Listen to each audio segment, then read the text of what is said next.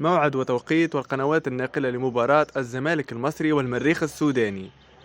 يواجه نادي الزمالك نظيره نادي المريخ في الجولة السادسة لدوري أبطال إفريقيا 2023، ويحتل نادي المريخ المركز الثالث في المجموعة ب5 نقاط، محققا انتصار وتعادلين وهزيمتين في ال5 جولات الأولى، بينما يحتل نادي الزمالك المركز الرابع في المجموعة ب4 نقاط، محققا انتصار وتعادل و3 هزائم في ال5 جولات الأولى.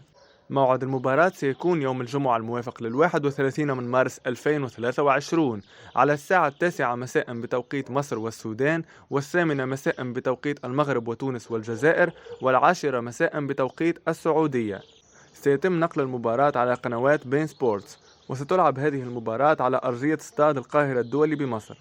ما هي توقعاتكم لنتيجة مباراة الزمالك والمريخ؟ لا تنسوا الإعجاب بالفيديو والاشتراك بالقناة ليصلكم كل ما هو جديد، وشكرا.